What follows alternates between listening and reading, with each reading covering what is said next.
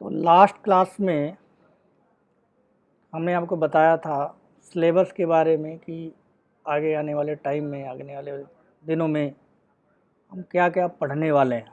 ठीक है, तो उसको मैंने एक समराइज वे में मोटा मोटा आपको यहाँ पे राइट कर दिया था कुछ टॉपिक्स। ठीक है, तो इसमें हमने कवर किया था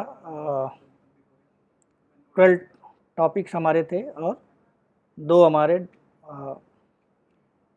यूजर इंटरफेस से रिलेटेड फ्रेमवर्क थे। ठीक है, ये सारी चीज़ें मैंने लास्ट क्लास में आपको बता दी थी कि क्या क्या आगे हम पढ़ने वाले हैं। ठीक, अब बात करते हैं, बिल्कुल बेसिक से बात शुरू करते हैं, डेवलपमेंट। ठीक है, तो उसमें जो पहला हमारी चीज़ है, पहला हमें देखना है वो है आपका apex programming language. Apex programming language. ठीक है, ओके, हमारा अपेक्स प्रोग्रामिंग लैंग्वेज। तो अपेक्स जो प्रोग्रामिंग लैंग्वेज है वो वर्ड का पहला first cloud base object oriented programming language है जो बैकएंड बिजनेस लॉजिक के लिए यूज़ किया जाता है। ठीक है, तो क्लाउड बेस प्रोग्रामिंग लैंग्वेज का क्या मतलब होता है, या अगर आप इससे पहले एडमिन आपने सीखा है तो वहाँ पे क्लाउड का कॉन्सेप्ट आपको बताया गया था, या फिर नहीं आप जानते हैं तो हमारे जो पीछे का वीडियो है वहाँ पे आप देख सकते हैं कि क्लाउड का क्या मीनिंग है। पूरा डिटेल 1 घंटे का वीडियो उसमें बताया गया आपको। ठीक है, तो उसमें मैं नहीं जाना चाहता, वो ऑलरेडी हमने डिस्कस कर चुके हैं। ठीक है, तो अपेक्स प्रोग्रामिंग लैंग्वेज जो है वो वर्ड का पहला cloud base object oriented programming language हो जो बैकएंड बिजनेस लॉजिक के लिए यूज किया जाता है सेल्सफोर्स के अंदर। ठीक है, तो इसको पहले नोट डाउन कर लेते हैं। Apex is a first cloud based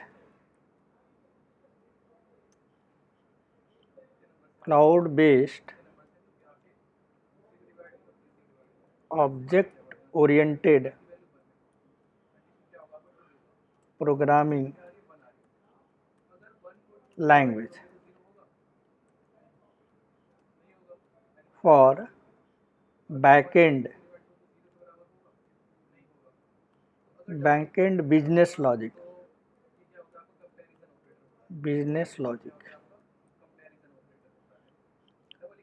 ठीक है, तो यहाँ पे आपको एक टर्म मिला बैकएंड बिजनेस लॉजिक। तो अपेक्स में बैकएंड बिजनेस लॉजिक का क्या मीनिंग है, पहले वो हमें समझना है। ठीक, कोई भी टेक्नोलॉजी अगर डेवलप की जाती है, कोई भी सॉफ्टवेयर बनाया जाता है, किसी भी टेक्नोलॉजी का हो, आप जावा में कोई सॉफ्टवेयर बना रहे हैं, पीएचपी में बना रहे हैं, डॉटनेट में बना रहे हैं, पाइथन में बना रहे हैं, या किसी भी प्रोग्रामिंग लैंग्वेज का यूज़ करके कोई एप्लीकेशन बन रहा है, कोई सॉफ्टवेयर बन रहा है, तो उसमें बेसिक जो है एक टर्म यूज किया था, बिल्कुल बेसिक एक टर्म यूज किया जाता है जो काफ़ी फैमिलियर होंगे आप उससे। MVC उसको बोलते हैं। M for model, V for view and C for controller. ठीक है, तो ये सेल्सफोर्स की बात नहीं है, ये कोई भी टेक्नोलॉजी अगर आप पढ़ रहे होंगे या पढ़े होंगे तो यहाँ पे ये 3 टर्म यूज किए जाते हैं। MVC, M का मतलब होता है मॉडल, V का मतलब होता है व्यू, और C का मतलब होता है कंट्रोलर। तो पहले हमें ये समझना है कि MVC होता क्या है। उसके लिए पहले हमें एक फिगर के थ्रू ये सारी चीज़ें समझते हैं तो ज़्यादा क्लियर होगा आपको।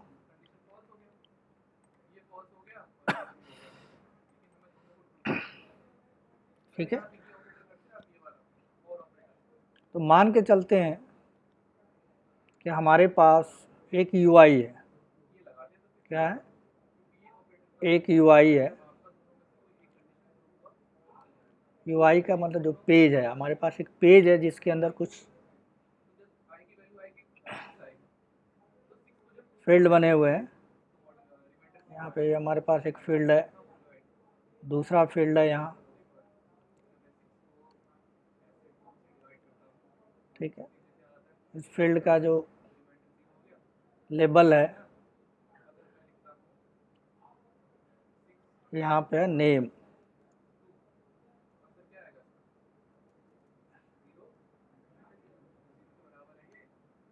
नेम है। दूसरा हमारे पास है पासवर्ड,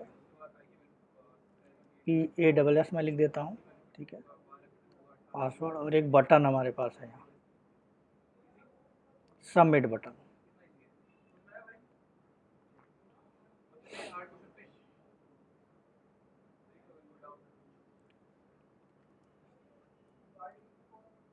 सबमिट बटन है, ठीक है। यानी यूआई का मतलब हो गया, ये यूआई इंटरफेस है, लिख देता हूँ मैं यूआई।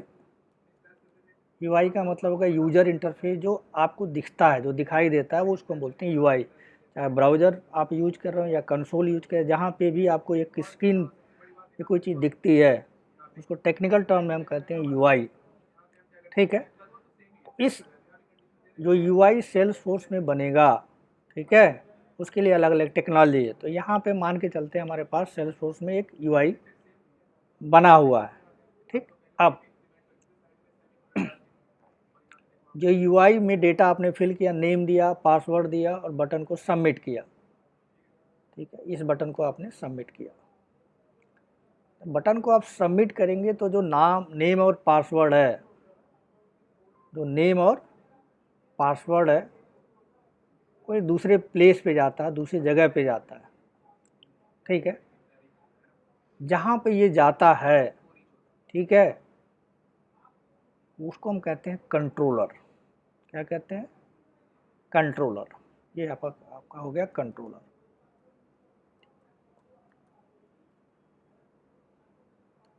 यानी जो भी आपने नेम और पासवर्ड दिया था, वो कहाँ पे जाएगा? कंट्रोलर के पास जाएगा। आपका डेटा कहाँ जाएगा? कंट्रोलर के पास जाएगा, ठीक है। उसके बाद कंट्रोलर के अंदर कुछ न कुछ चीज़ें लिखी होंगी, यानी कोई लॉजिक लिखा होगा, कोई न कोई लॉजिक लिखा होगा इस कंट्रोलर के अंदर। मान लीजिए हमने यहाँ पे कोई लॉजिक लिख दिया, अलग अलग कुछ लॉजिक लिखा होगा, जिसको हम जनरल वे में अगर बोलें, बिजनेस लॉजिक को बोलते हैं। क्या बोलते हैं? Business logic.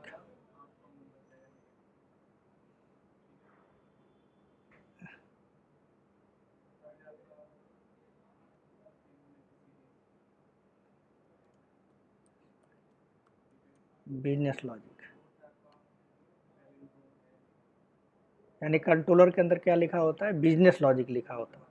अब ये बिजनेस लॉजिक के आधार पे जो भी आपका नेम और पासवर्ड आया है कंट्रोलर के पास, वो एक तीसरे लोकेशन पे जाता है, तीसरी जगह पे जाता है, थर्ड लोकेशन पे जाता है। यानी डेटा आपका थर्ड लोकेशन पे जाता है। जहाँ पे जाता है उसको बोलते हैं डेटाबेस।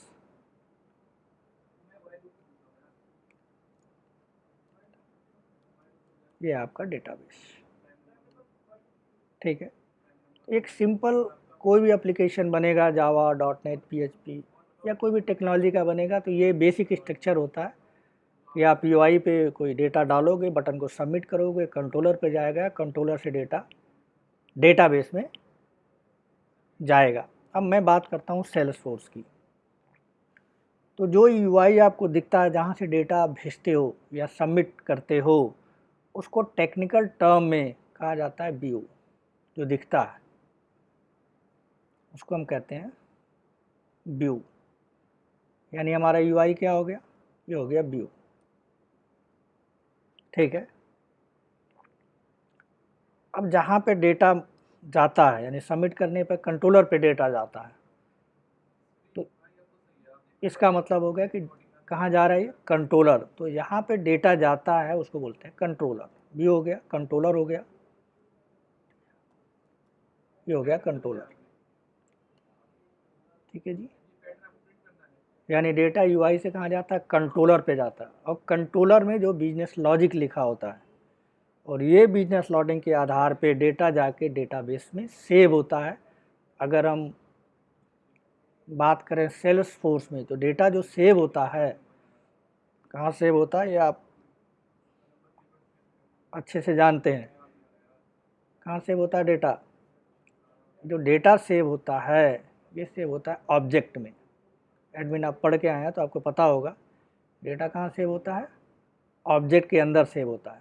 यहाँ लिख लेता हूँ ऑब्जेक्ट, यानी सिंपल वे में बोला तो डेटा बेस टेबल में यूज सेव होता है। और अगर सेल्स फोर्स के टर्म में बात करें तो ऑब्जेक्ट में डेटा सेव होता है। इस ऑब्जेक्ट के अंदर रो और कॉलम में बहुत सारे फील्ड बने होते हैं, कुछ इस तरह से।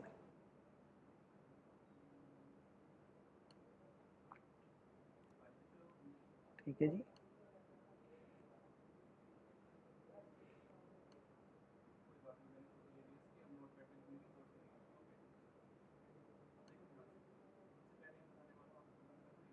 ये डेटा जाके डेटाबेस में सेव होता है। तो जहाँ पे ये डेटा सेव होता है, डेटाबेस में जाके डेटा सेव होता है, तो इसको जनरलाइज फॉर्म में, इसको जनरलाइज फॉर्म में बोलते हैं मॉडल। क्या बोलते हैं, model.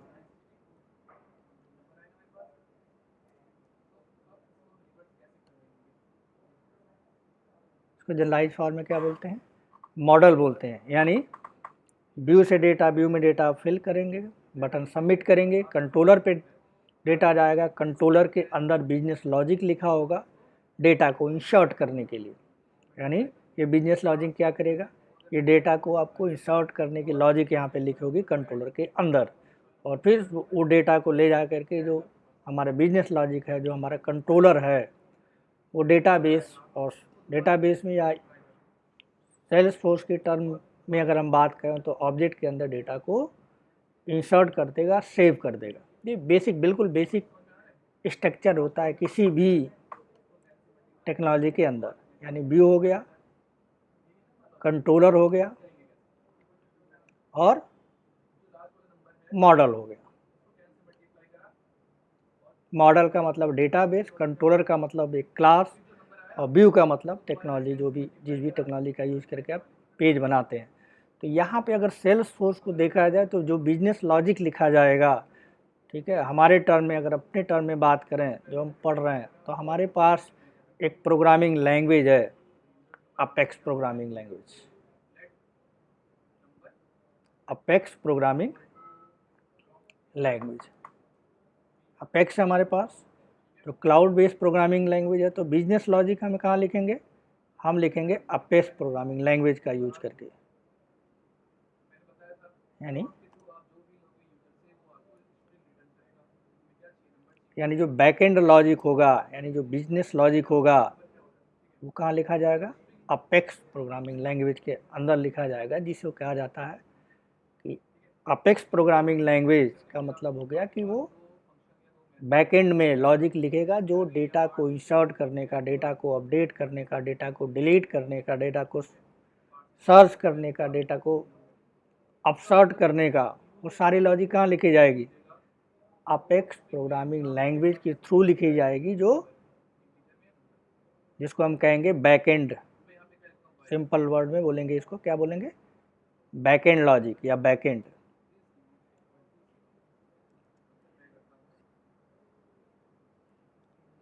Backend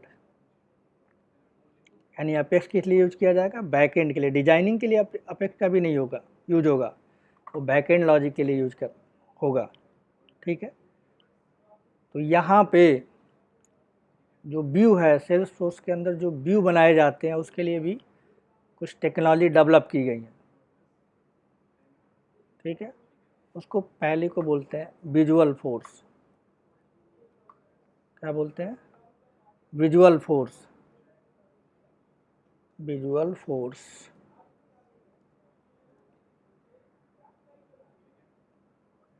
visual force pages, इसके अंदर आप यूआई डिज़ाइन कर सकते हैं सेल्स फोर्स के अंदर। दूसरा जो है उससे रिलेटेड जो है ऑरा कंपोनेंट,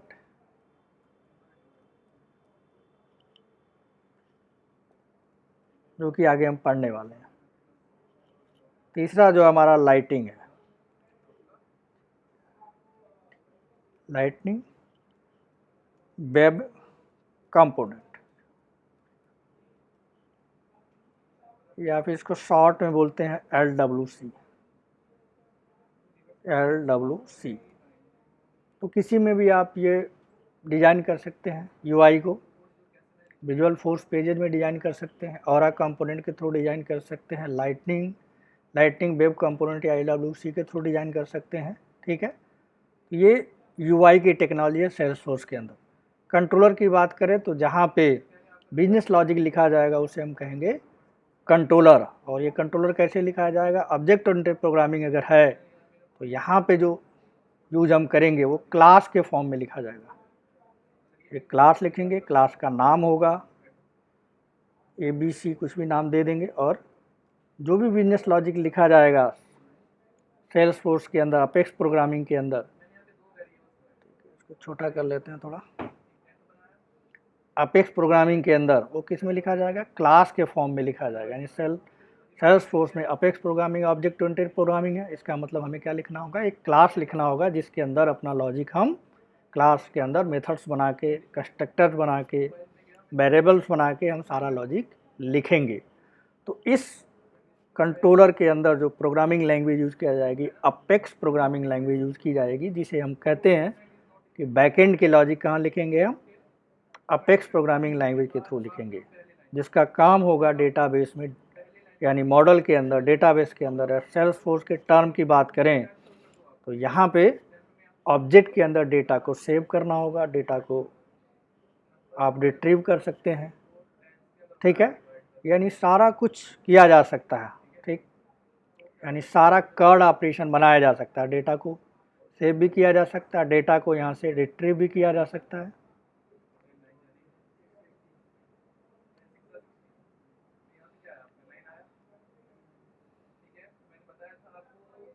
डेटा को गेट भी किया जा सकता है, अपडेट, डिलीट, इंसर्ट, ये सारा काम क्या किया जा सकता है, हम अपेक्स प्रोग्रामिंग के थ्रू कर सकते हैं, जिसको हम बोलते हैं बिजनेस लॉजिक।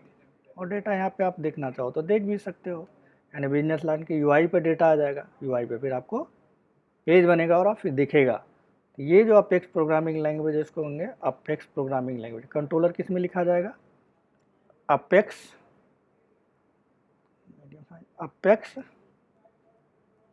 प्रोग्रामिंग लैंग्वेज में।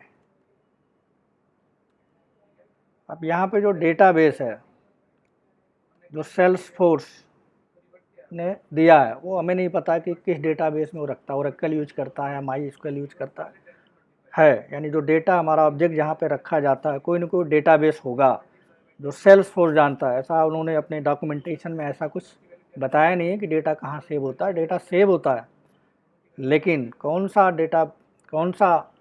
डेटाबेस यूज करते हैं वो लोग, ओरेकल यूज करते हैं, माईएसक्यूएल यूज करते हैं, एसक्यूएल सर्वर यूज करते हैं, क्या यूज करते हैं आई डोंट नो, मतलब मुझे नहीं पता, या फिर उनके डॉक्यूमेंटेशन में ऐसा नहीं है। तो दो चीज़ें हमारे ऊपर हम कर सकते हैं, एक तो हम व्यू लेवल डिज़ाइन कर सकते हैं, साथ में हम अपेक्स का यूज़ करके कंट्रोलर यूज़ कर सकते हैं, साथ में उसके अंदर लॉजिक लिख सकते हैं। उस लॉजिक के थ्रू डेटा को हम मॉडल में, या फिर सिंपल वे बोले कि ऑब्जेक्ट में डेटा को स्टोर किया जा सकता है। ये सारी चीज़ों को मिला के हम बोलते हैं MVC, यानी डेटा जो है मॉडल्स में जाता है, मॉडल के बाद कंट्रोलर पे जाता है, कंट्रोलर में बिजनेस लॉजिक होता है, उसके अकॉर्डिंग ये मॉडल में जाके सेव हो जाता है। ये सिंपल टर्म हो गया आपका प्रोग्रामिंग लैंग्वेज का। इसलिए हमने यहाँ पे लिखा कि apex is the first cloud based object oriented programming language, backend logic और बैकएंड बिजनेस लॉजिक, यानी जो बिजनेस लॉजिक होगा, इंसर्शन, अपडेशन, डिलीशन की जो लॉजिक होगी वो किस में बनेगा, वो सेल्स फोर्स में लिखा जाएगा। ठीक है, तो फर्स्ट स्टेप ये हो गया आपका। बात करते हैं सेकंड की। ठीक है, तो अपेक्स को कहा जाता है कि apex is a on demand programming language. Apex is a on demand programming language. On demand programming language का क्या मतलब हुआ? ऑन डिमांड प्रोग्रामिंग लैंग्वेज का मतलब है कि सब कुछ आपको ये प्रोग्रामिंग लैंग्वेज नेट पे यानी सेल्सफोर्स और के अंदर अवेलेबल है। आप जब चाहें 24/7 कभी भी उसको ओपन करके आप इसमें कोडिंग कर सकते हैं अपेक्स के अंदर। ऐसा नहीं है कि आपको इंस्टॉल करना है, सिस्टम में इंस्टॉल करेंगे फिर एप्लीकेशन स्टार्ट करेंगे, ये कुछ ऐसा कुछ नहीं है। यानी ऑन डिमांड का मतलब है हैंड टू हैंड, जैसे ही आप लॉगिन हुए आपको सारे इन्वायरमेंट बना बनाए मिल जाएगा। अपेक्स प्रोग्रामिंग के लिए जो भी रिक्वायर्ड चीज़ें होंगी सेल्सफोर्स आपको अवेलेबल करा देगा। आप प्रोग्राम कंपाइल कर सकते हैं, वहीं पर रन करा सकते हैं, कहीं कोई इंस्टॉल करने की नीड नहीं है अपेक्स प्रोग्रामिंग लैंग्वेज की।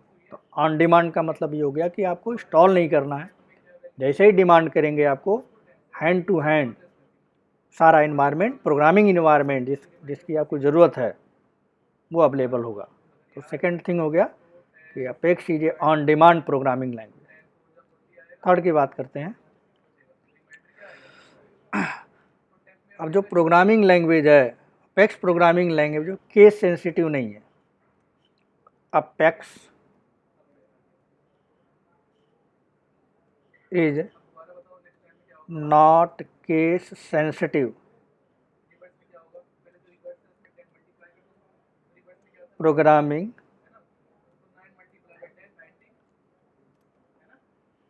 Case sensitive programming language.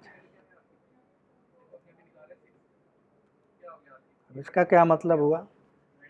अगर आपने पहले से कोई प्रोग्रामिंग लैंग्वेज पढ़ रखी है तो वहाँ पे आपको बताया जाता है, या कोई भी बेसिक प्रोग्रामिंग लैंग्वेज की बात करें तो सी हर जगह पढ़ाया जाता है। कहीं से भी डिप्लोमा कोर्स भी आपने किया है या फिर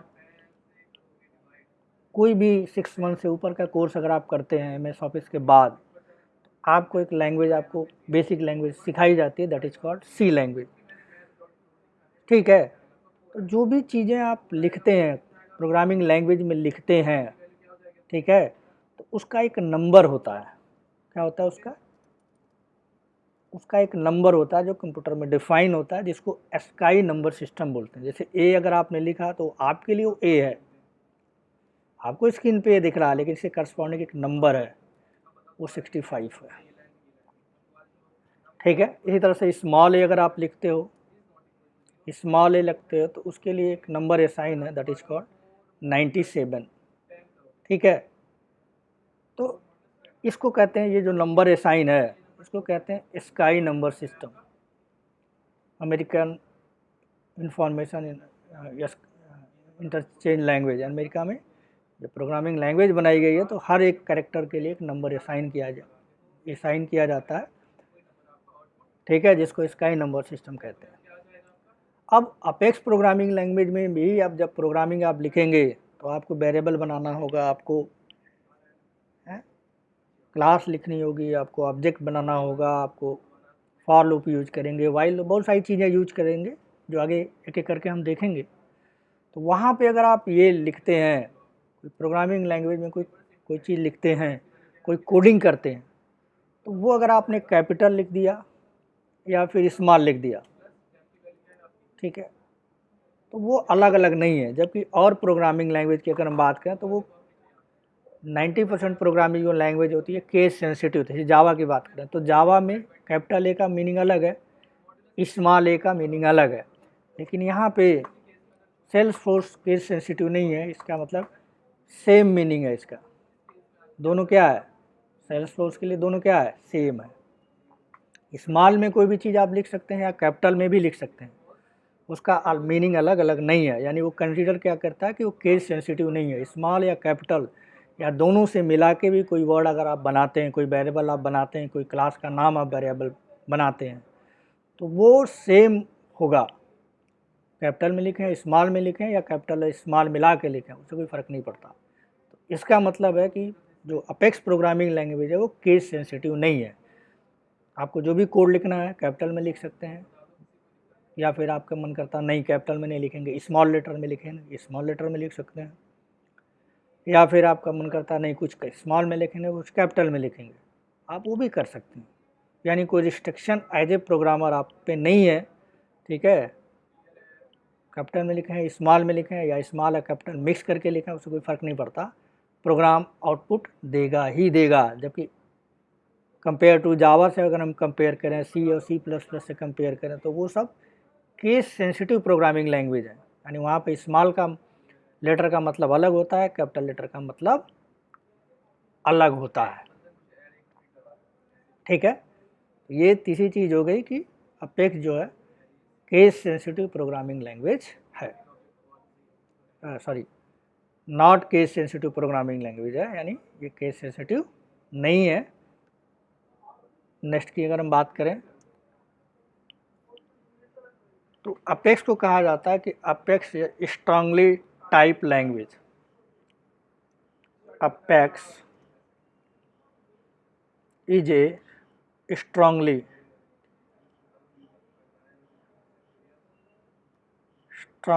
टाइप लैंग्वेज। इसका मीनिंग क्या हुआ, यानी इसमें जो है स्ट्रांगली टाइप का मतलब लैंग्वेज क्या हुआ कि इसमें आप जो इसके डेटा टाइप होते हैं, वो इसकी लाइब्रेरी जो डेटा टाइप है इसका बहुत ज़्यादा है, यानी आप स्ट्रांगली इसको यूज कर सकते हैं, ठीक है। Means a language has rich set of data type.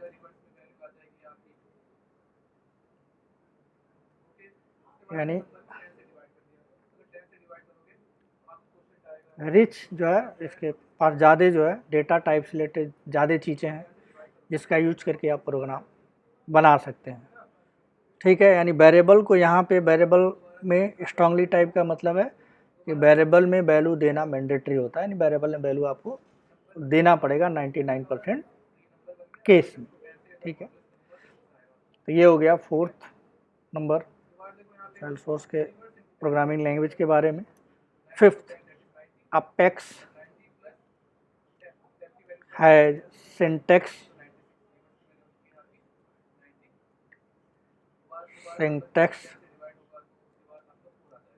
that is look like जावा, ठीक है। यानी अपेक्स का जो सिंटैक्स है मतलब लिखने का जो तरीका है, अगर आपको बेसिक जावा आती है, जावा आप जानते हैं, तो बहुत आपके लिए बहुत ही आसान हो जाता है अपेक्स प्रोग्रामिंग लैंग्वेज सीखना। रीज़न क्या है कि जितनी भी चीज़ें जावा के अंदर हैं या लिखने का जो तरीका है, जावा का जो सिंटैक्स है, variable declaration, for loop, while loop, do while loop, class, method, ठीक है, इनहेरिट मेथड हो गया, इंटरफेस हो गया, है ना, कलेक्शन हो गया, ये सारी चीज़ें जावा से इंस्पायर्ड हैं। इसका मतलब है कि जो जावा का सिंटैक्स है वही सिंटैक्स 99.9% सिंटैक्स अपेक्स में फॉलो किया गया है, अपेक्स प्रोग्रामिंग लैंग्वेज में। इसलिए कई बार आपने सुना भी होगा, कहा जाता है कि अपेक्स सीखने के लिए जावा आनी चाहिए। ये ज़रूरी नहीं है कि अपेक्स सीखने के लिए जावा आनी ही चाहिए आपको, ठीक है, क्योंकि जावा के जितने भी फीचर अपेक्स में हैं तो अपेक्स डायरेक्टली भी सीख सकते हैं आप, ऐसा कुछ नहीं है। लेकिन अगर जावा आपको पहले से पता है या आती है, जो कि हर कॉलेज के अंदर CS ब्रांच के अंदर या कंप्यूटर साइंस का जो ब्रांच होता है 90% बेसिक जावा रहता ही है। इवन 10th क्लास के अंदर भी ISC बोर्ड में जावा है और 12th क्लास के अंदर CBSE बोर्ड में भी जावा है। तो उतना भी अगर आपको जावा आता है तो अपेक्स को ईजिली सीखा जा सकता है, इसमें कोई ऐसा नहीं है कि आप नहीं सीख सकते, प्रोग्रामिंग बहुत कठिन है, ऐसा कुछ भी नहीं है, ठीक है। ये डाउट्स लोगों के मन में होता है, इसलिए मैंने बता रहा हूँ, ठीक है। तो सिंटेक्स वाइज जावा की सिमिलर है अपेक्स प्रोग्रामिंग लैंग्वेज, ठीक है। तो अगर आपको जावा आती है तो एडेड एडवांटेज है, आपको इजीली चीज़ों को सिंटेक्स लेवल पे कुछ भी सीखने की ज़रूरत नहीं है। जावा वो सिंटेक्स जानते हैं, उसी को आप यूज कर सकते हैं। ठीक है, अब अपेक्स प्रोग्रामिंग लैंग्वेज में जो है डीएमएल ऑपरेशन जो होता है, डाटा मैनिपुलेशन लैंग्वेज, ठीक है, वो यूज करता है। जबकि दूसरी जो प्रोग्रामिंग लैंग्वेज है, आप प्रोग्रामिंग लैंग्वेज के अंदर जो डेटा इंसर्ट करना है, आपको अपडेट करना है, डिलीट करना है, अनडिलीट करना है, या डेटा को दो टेबल के डेटा को मर्ज करना है, तो ये सब काम को करने के लिए आपके प्रोग्रामिंग लैंग्वेज को क्या करना होता है, प्रोग्रामिंग लैंग्वेज डेटाबेस से कम्युनिकेट करती है।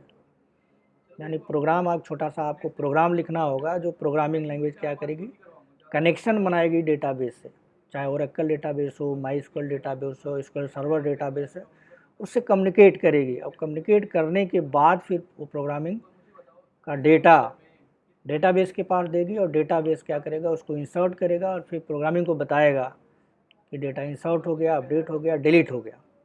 यानी प्रोग्रामिंग अलग है, ठीक है, और डेटाबेस अलग है। यहाँ पे ऐसा कुछ भी नहीं है, ठीक है। यहाँ पे जो आपको प्रोग्रामिंग लैंग्वेज में जो सारे फीचर दिए गए हैं, आप प्रोग्रामिंग लैंग्वेज का यूज करके आपको कनेक्शन नहीं बनाना, ठीक है, आपको खाली कमांड चलाना है या डीएमएल ऑपरेशन चलाना है। जो सेल्सफोर्स में 6 तरह के ऑपरेशंस होते हैं, जिनको सिंपल वे में कहा डेटा मैनिपुलेशन लैंग्वेज कहा जाता है, ठीक है, डीएमएल ऑपरेशन कहा जाता है। उस अपेक्स प्रोग्रामिंग लैंग्वेज का यूज करके आप इजीली परफॉर्म कर सकते हो compare to other programming language. Other programming language में वो टिपिकल टास्क होता है, टाइम टेकिंग टास्क होता है, लेकिन यहाँ पे अगर सेल्सफोर्स की बात करें तो बहुत इजी वे में आप data manipulation language operation perform कर सकते हैं। तो लिख लेते हैं इसको, बाय यूजिंग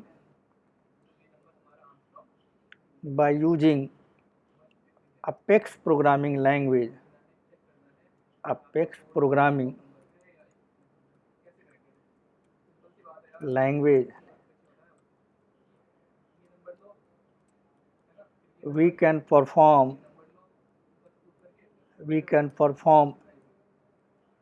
data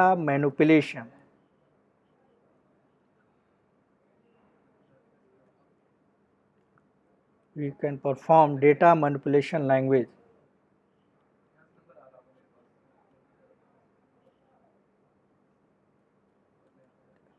ठीक है, जिसको हम सिंपल वे में बोलते हैं डीएमएल, ठीक है, डीएमएल ऑपरेशन। यानी अपेक्स प्रोग्रामिंग लैंग्वेज का यूज़ करके हम डीएमएल ऑपरेशन परफॉर्म कर सकते हैं। वो होते कौन कौन है, कितने होते हैं? पहला है, क्या क्या कर सकते हैं, इंसर्ट कर सकते हैं आप डेटा, यानी डेटाबेस में डेटा को इंसर्ट कर सकते हैं। कैसे, सिंपल में बोला तो सेव कर सकते हैं। दूसरा क्या कर सकते हैं आप, दूसरा है डेटा को अपडेट कर सकते हैं। अपडेट मतलब है पहले से वो डेटा है, उसको उसमें कुछ मॉडिफिकेशन करना, कुछ चेंज करना, वो कर सकते हैं। डेटा को डिलीट कर सकते हैं।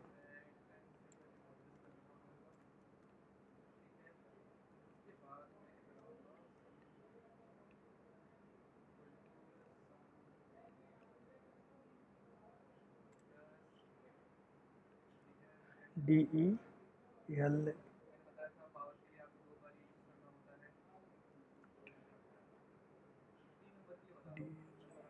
डिलीट कर सकते हैं। उसके बाद डेटा के ऊपर अनडिलीट ऑपरेशन परफॉर्म कर सकते हैं। अनडिलीट का मतलब जो डिलीट डेटा है उसको रिकवर कर सकते हैं आप, ठीक है। नेक्स्ट अपसर्ट, अब यहाँ पे एक नई टर्म है अपसर्ट, जो दूसरे प्रोग्रामिंग लैंग्वेज में या दूसरे डेटाबेस में नहीं होता। अपसर्ट का मतलब होता है insert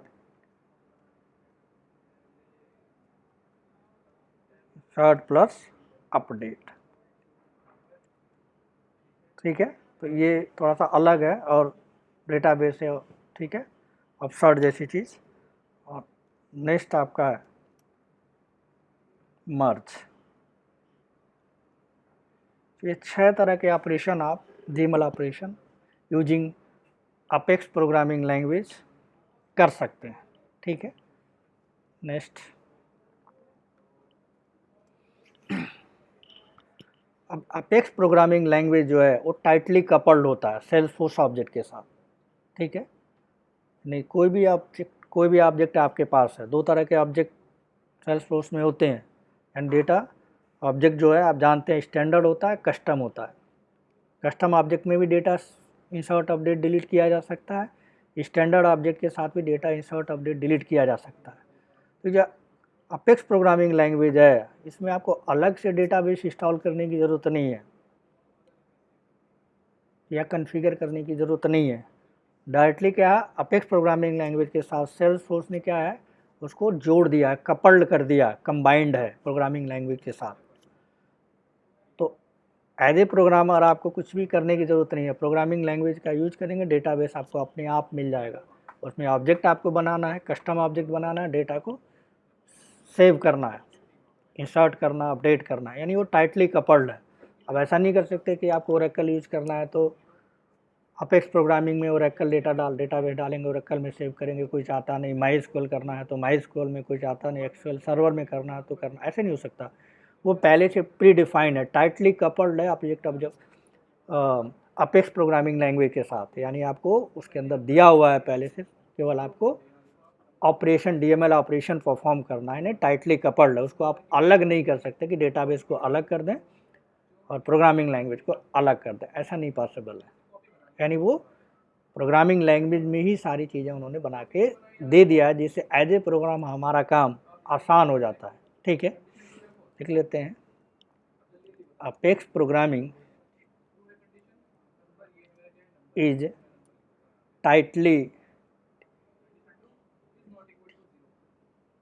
tightly coupled with Salesforce.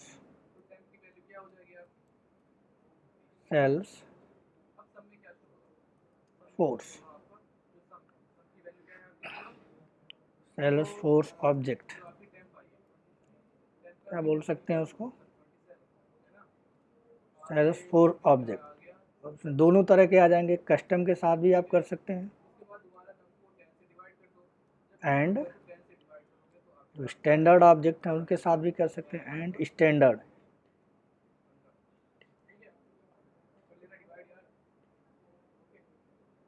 यानी कस्टम ऑब्जेक्ट के साथ भी आप ऑपरेशन परफॉर्म कर सकते हैं, टाइटली कपल होता है। कस्टम ऑब्जेक्ट के साथ भी ये टाइटली कपल होता है। ठीक है, नेक्स्ट।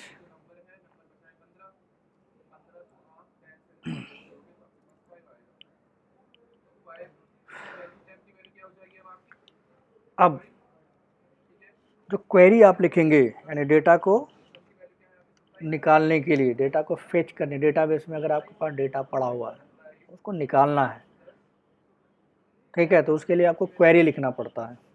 ठीक है, डेटाबेस का कॉन्सेप्ट है, क्वेरी लिखना पड़ता है। उस क्वेरी को किसी दूसरी प्रोग्रामिंग लैंग्वेज की अगर हम बात करें तो क्वेरी को एग्जीक्यूट कराना पड़ता है, फिर आपको रिजल्ट मिलता है। चाहे आप इंसर्ट की क्वेरी लिखें, डिलीट की क्वेरी लिखें, अपडेट की क्वेरी लिखें, कोई भी क्वेरी आप लिखेंगे तो उसको आपको क्या करना पड़ेगा, एग्जीक्यूट करना पड़ेगा। उसके लिए मेथड दिया गया है, उस मेथड का यूज करके आप किसी भी दूसरी प्रोग्रामिंग लैंग्वेज में ऐसा करना होता है। ठीक है, यहाँ पे ऐसे नहीं है, यहाँ पे डायरेक्टली आप SQL या SOSL के साथ डायरेक्टली आप क्वेरी लिख सकते हैं, यानी डायरेक्टली आप क्वेरी डेटा के साथ परफॉर्म कर सकते हैं, चाहे वो स्टैंडर्ड ऑब्जेक्ट हो या फिर वो कस्टम ऑब्जेक्ट हो। ठीक है, we can directly query on data from S object. S object का मतलब हो गया सेल्सफोर्स ऑब्जेक्ट के साथ डायरेक्टली क्वेरी आप लिख सकते हैं यूजिंग SOQL एंड SOSL। अब यहाँ पे आगे हम देखेंगे, आगे का हमारा टॉपिक भी है SOQL और SOSL क्या होते हैं, एक एक करके देखेंगे सारी चीज़ें आगे के क्लासेज के अंदर। ठीक है, next.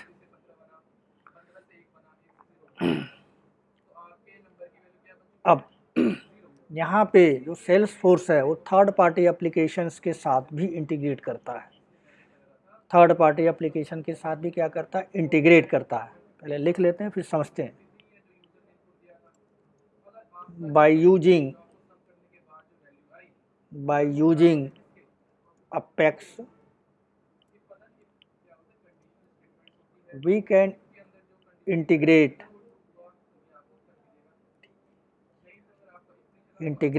Salesforce with third party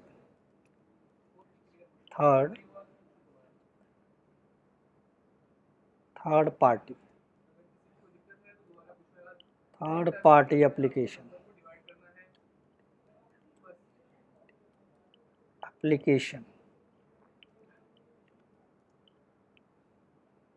by REST and SOAP API integration.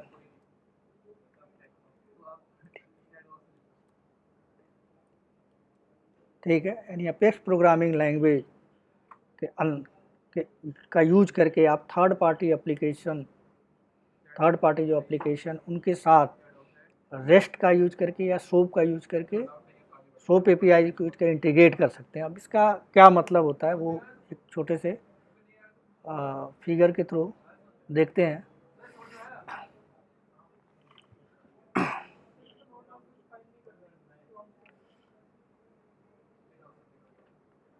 मान के चलते हैं कि हमने जो है, हमारे पास एक सेल्सफोर्स का हमने एप्लीकेशन बना रखा है, एक सॉफ्टवेयर बना रखा है। ठीक है, ये सेल्सफोर्स का एप्लीकेशन है।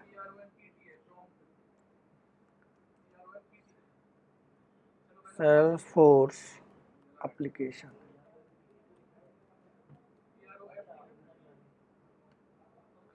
एप्लीकेशन बना हुआ, कोई सॉफ्टवेयर सेल्सफोर्स में बना हुआ।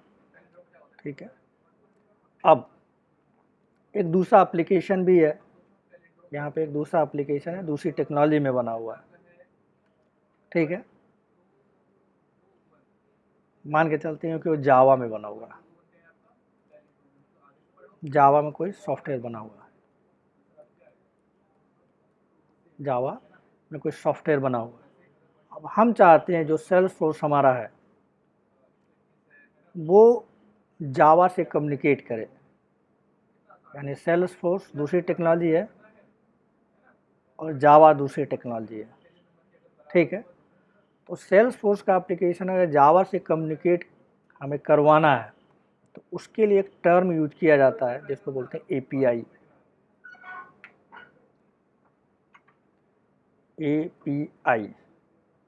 ठीक है, अब इसका फुल फॉर्म होता है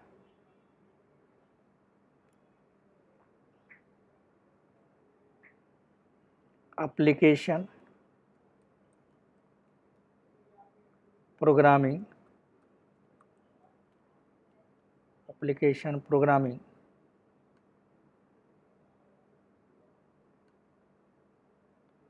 इंटरफेस।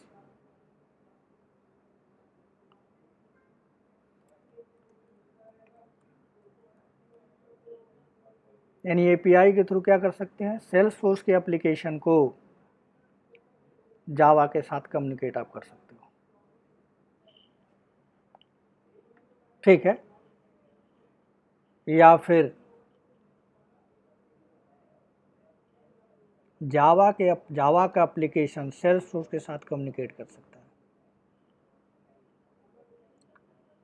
यानी जावा का कोई सेल्सफोर्स में जो एप्लीकेशन जो सॉफ्टवेयर बना हुआ हो उसका डेटा कम्युनिकेट करके उसका डेटा जावा को चाहिए, या फिर जावा में बना हुआ एप्लीकेशन सेल्सफोर्स से कम्युनिकेट करके सेल्सफोर्स का जो डेटा, सेल्सफोर्स में सॉफ्टवेयर जो बना उसका डेटा उसे जावा एप्लीकेशन को चाहिए। तो डेटा जो आपस में जो कम्युनिकेट करता है उसको बोलते हैं एपीआई। क्या बोलते हैं उसको? उसको बोलते हैं एपीआई। एपीआई के थ्रू कम्युनिकेट किया जाता है। अब ये जो डेटा का एक्सचेंज होता है, हम एप्लीकेशन को, सेल्सफोर्स एप्लीकेशन को जावा के साथ कम्युनिकेट कराने का पर्पज़ क्या है हमारा, यानी जो भी सेल्सफोर्स में डेटा है वो जावा वाला यूज़ करना चाहता है, या जावा का जो डेटा है सेल्सफोर्स का एप्लीकेशन यूज करता चाहता है, तो डेटा क्या है, डेटा का इंटरचेंज करना चाहते हैं कि सेल्सफोर्स में जो बना हुआ है वो जावा को मिले या जावा में जो बना हुआ है सेल्सफोर्स को मिले। तो डेटा को चेंज करने के लिए, इंटरचेंज करने के लिए, या डेटा एक्सचेंज करने के लिए, या रिसीव करने के लिए, या रिस्पॉन्स करने के लिए जो टेक्नोलॉजी यूज की जाती है उसको कहते हैं, यूज की जाती थी उसको कहते हैं एक्सएमएल। ठीक है, ठीक है, जो बहुत पुरानी टेक्नोलॉजी है, बहुत पहले यूज होता था। अभी जो लेटेस्ट यूज होता है उसको बोलते हैं जेसन, जो आगे हम पढ़ने वाले हैं, जेसन। ठीक है, अब एक रियल में अगर हम बात करें तो जो गवर्नमेंट का जो कोविड ऐप है, कोविड ऐप आपने सबने अपने लैपटॉप पे या डेस्कटॉप पे इंस्टॉल किया होगा या मोबाइल में इंस्टॉल किया होगा, तो डेली का डेली अगर आप चाहते हैं कि जो कोविड का डेटा है आपके सेल्सफोर्स में दिखे, ठीक है, तो वो जो कोविड का इंफॉर्मेशन है या कोविड का जो डेटा है, जो कोविड का, वो गवर्नमेंट ने क्या कर रखा है, गवर्नमेंट ने जावा में उसको डेवलप किया है। ठीक है, जावा में डेवलप करके उसका एपीआई, एक यूआरएल नेट पे ब्रॉडकास्ट कर दिया है, पब्लिक कर दिया है। अगर मुझे अपने एप्लीकेशन में, सेल्सफोर्स के एप्लीकेशन में वो डेटा चाहिए तो सेल्सफोर्स में एक प्रोग्राम बनाऊंगा, एक सॉफ्टवेयर, एक एप्लीकेशन में बनाऊंगा और उस ओपीआई को, जावा के एपीआई को यूज कर लूँगा। जो भी कोविड का डेटा होगा, ठीक है, वो डेटा हमारे एप्लीकेशन में, सेल्सफोर्स के एप्लीकेशन में आ जाएगा और फिर हम अपने अकॉर्डिंग उसको डिस्प्ले कर सकते हैं, जैसा चाहे अपने डेटाबेस में रख सकते हैं, यूज़र को दिखा सकते हैं, वो सेल्सफोर्स का एप्लीकेशन में जो जैसा चाहे कर सकते हैं। लेकिन आप ध्यान से देखें तो सेल्सफोर्स अलग टेक्नोलॉजी है, जावा में जो कोविड का इन्फॉर्मेशन है जावा के एप्लीकेशन में रखा गया है, यानी सेल्सफोर्स का एप्लीकेशन जावा के एप्लीकेशन से कम्युनिकेट करता है। टेक्निकल टर्म में इसको बोला जाता है कि इंटीग्रेशन, थर्ड पार्टी इंटीग्रेशन। जावा एक थर्ड पार्टी सॉफ्टवेयर है और सेल्सफोर्स क्या है, एक अलग तरह का सॉफ्टवेयर है। जस्ट वेट, हेलो, या हाँ मैम, हाँ हाँ बताइए।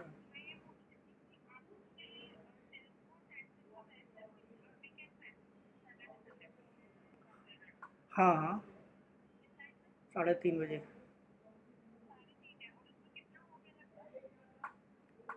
उसमें अभी 50% से ज़्यादा हो गया।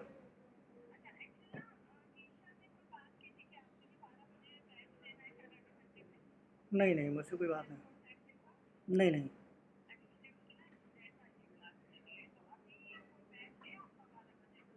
हाँ, जावा का बैच है, 12 से 2।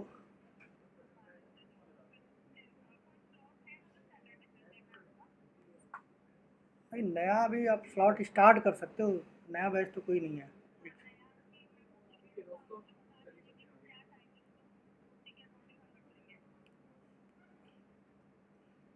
देख लें, 10 से 12 मैं फ्री हूँ।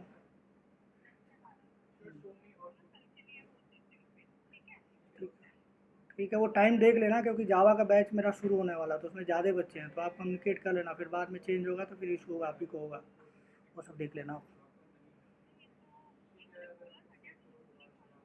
शुरू होने वाला है ना जावा का बैच, वीकेंड वीकेंड में होने वाला है, तो इसलिए मैंने आपको बता दिया। वैसे उससे अलग अभी तो वो 10 से 12 है, 12 से 2 ये है, फिर उसके बाद 3:30 से वो है बीच में, फिर टाइम है। तो 2 घंटे का बैच चाहिए ना उसको, कम से कम सैटरडे संडे होगा, 2 घंटे से तो कम नहीं होगा, तो वही अभी दो, फिर बाद में आप चेंज करना उसको, जो भी होगा जो शुरू होगा। हाँ, उस टाइम फिर देखेंगे। ठीक है मैम, ठीक है।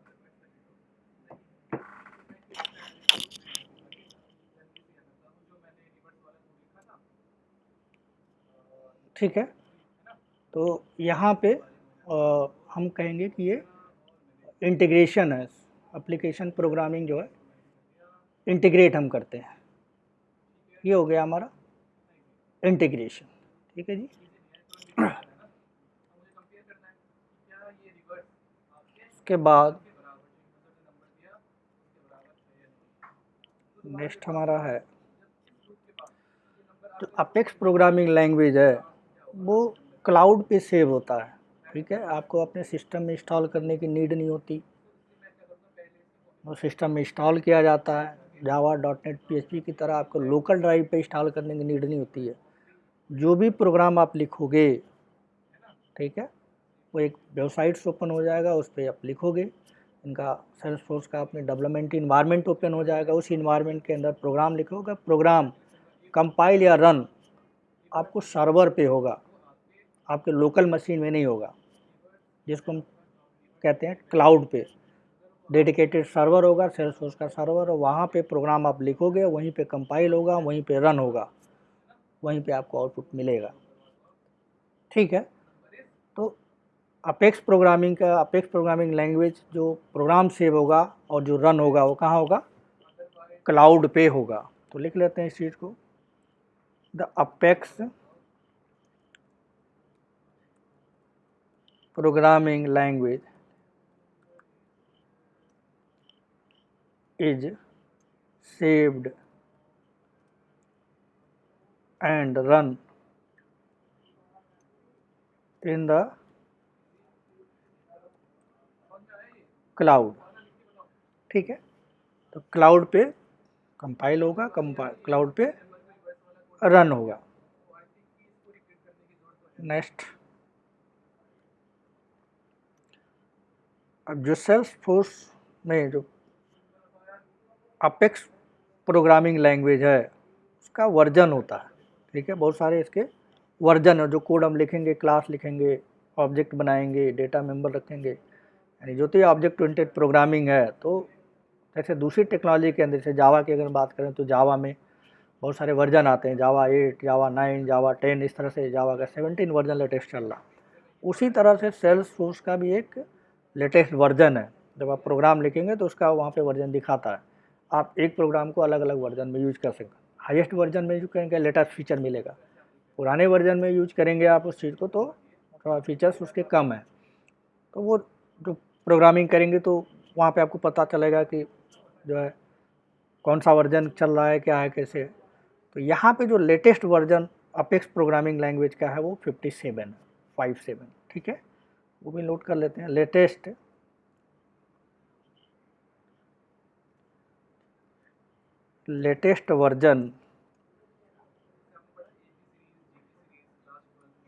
Version of apex programming language